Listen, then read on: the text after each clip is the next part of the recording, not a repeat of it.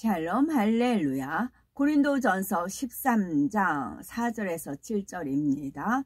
사랑은 오래 참고 사랑은 온유하며 시기하지 아니하며 사랑은 자랑하지 아니하며 교만하지 아니하며 무례히 행하지 아니하며 자기의 유익을 구하지 아니하며 성내지 아니하며 악한 것을 생각하지 아니하며 불의를 기뻐하지 아니하며 진리와 함께 기뻐하고 모든 것을 참으며 모든 것을 믿으며 모든 것을 바라며 모든 것을 견디느니라.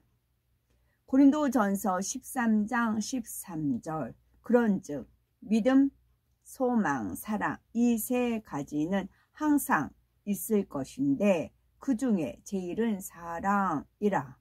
아멘. 사무엘상 18장 1에서 4절입니다.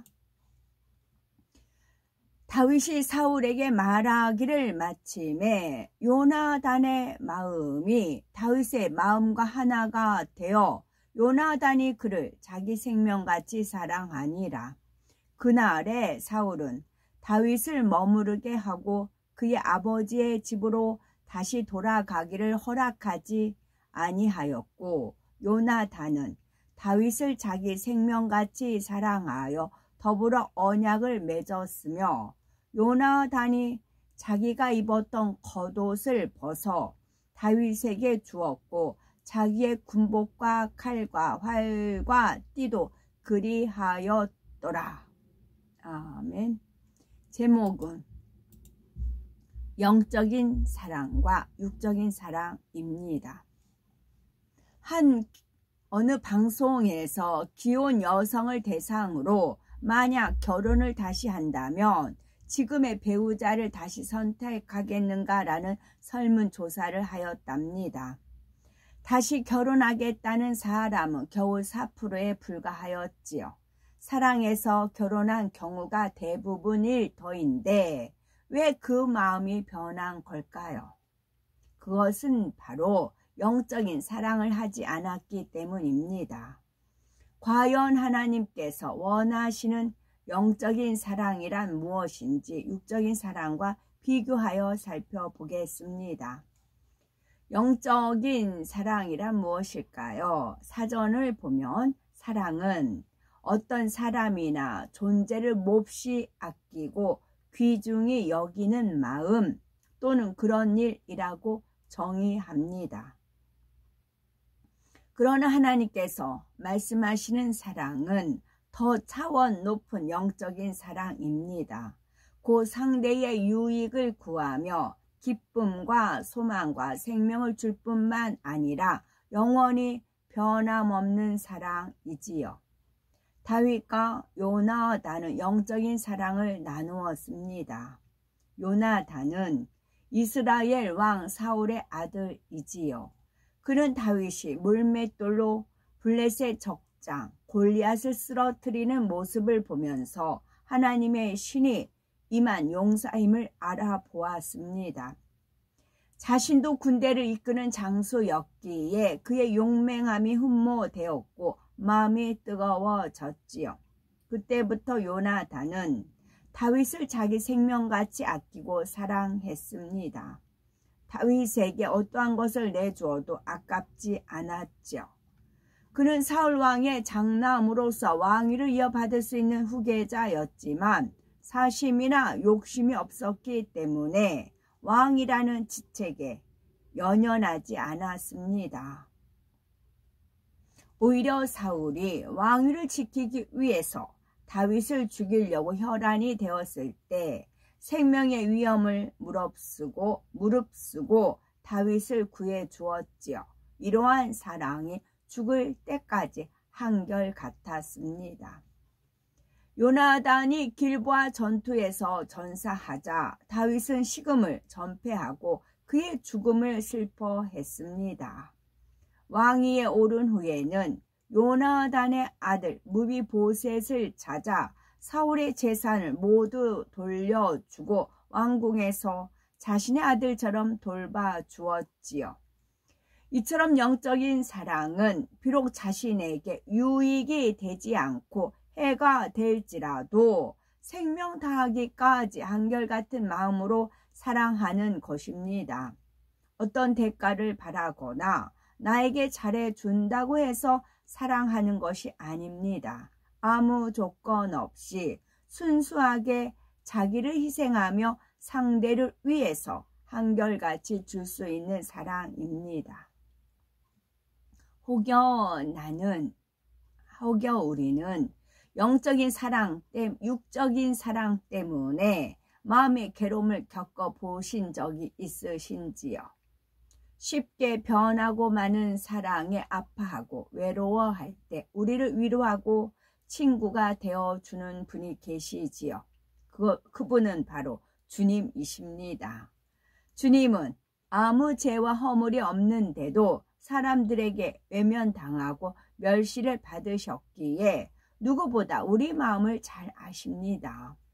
하늘 영광을 뒤로하고 이 땅에 오셔서 고난의 길을 가심으로 우리의 참된 위로자가 되셨고 십자가에서 죽으시기까지 참된 사랑을 주셨지요. 우리는 하나님의 진한 사랑을 느낄 수가 있습니다. 하나님이 주신 사랑은 값없는 사랑입니다. 우리가 먼저 하나님을 사랑한 것이 아니라 하나님이 먼저 우리를 찾아와 손 내밀어 주시지요. 이사야서 49장 15에서 16절에 여인이 어찌 그 젖먹는 자식을 잊겠으며 자기 태에서 난 아들을 긍휼히 여기지 않겠느냐. 그들은 혹시 잊을지라도 나는 너를 잊지 아니할 것이라.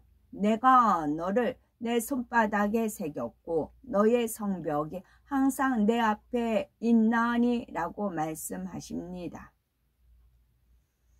또한 요한일서 4장 9절에서 10절에 하나님의 사랑이 우리에게 이렇게 나타난 바 되었으니 하나님이 자기의 독생자를 세상에 보내심은 저로 말미암아 우리를 살리려 하심이니라. 사랑은 여기 있으니 우리가 하나님을 사랑한 것이 아니요 오직 하나님이 우리를 사랑하사 우리 죄를 위하여 화목제로 그 아들을 보내셨음이니라 말씀하시지요.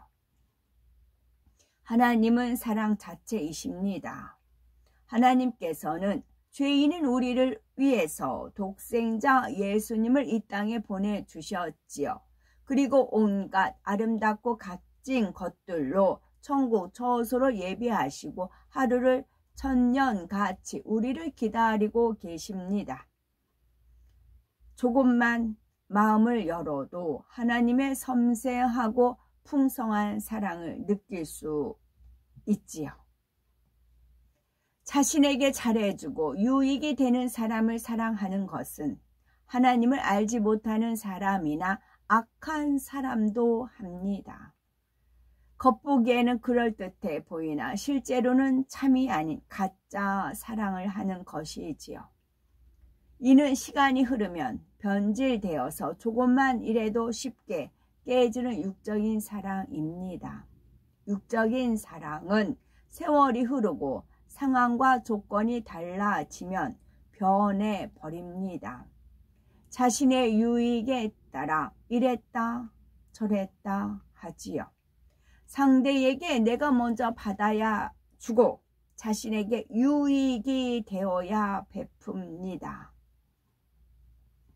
이처럼 내가 준 만큼 상대에게서 받기 원하고 상대가 주지 않으면 서운해하고 아쉬워하는 것은 모두 육적인 사랑입니다. 일반적으로 부모와 자녀 간의 사랑만 봐도 알 수 있지요. 부모가 정성을 다해서 자녀를 뒷바라지하면서도 힘들다 하지 않는 것은 자녀를 사랑하기 때문입니다. 자신이 먹고 입는 것보다 자녀에게 좋은 것을 주기 원하는 것이 부모의 마음이지요. 그러나 부모가 자녀를 생각하는 마음 한편에는 대개 자신의 유익을 구하는 마음이 깔려 있습니다. 진정 사랑한다면 자기 유익을 구하지 않고 자녀를 위해서 생명도 줄 수 있어야 지요. 그런데 자기 유익과 영광을 위해서 자녀를 키우는 부모들이 얼마나 많습니까?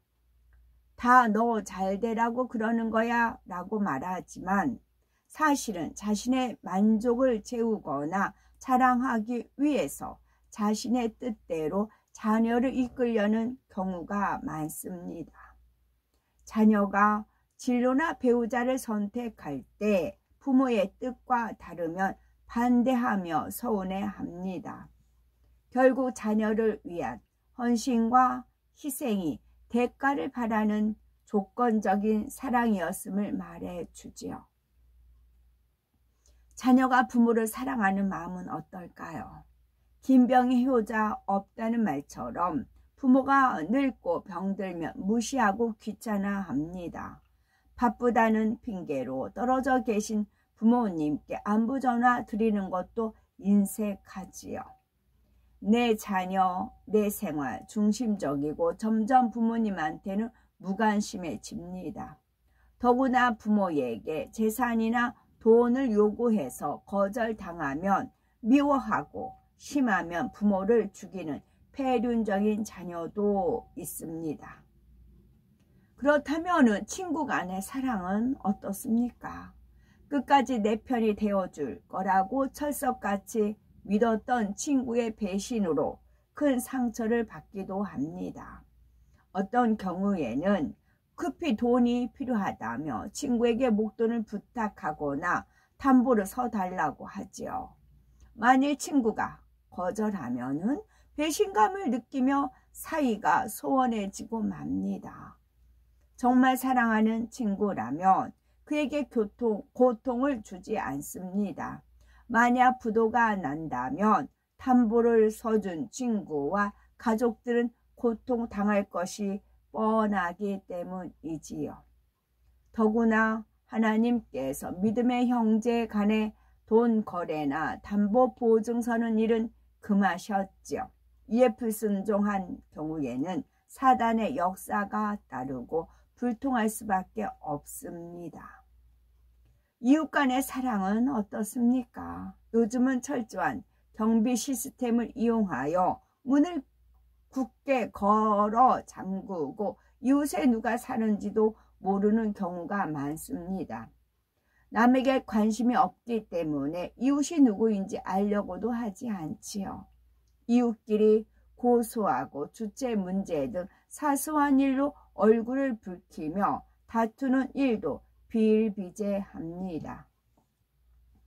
이렇게 육적인 사랑은 자신의 실리를 따지고 유익이 없으면 멀리합니다. 그러므로 나는 이러한 육적인 사랑이 아니라 상대의 유익을 구하고 진리와 함께 기뻐하며 영원히 변치 않는 영적인 사랑을 하시는 귀하고 아름답고 복된 우리가 되어야 되겠습니다.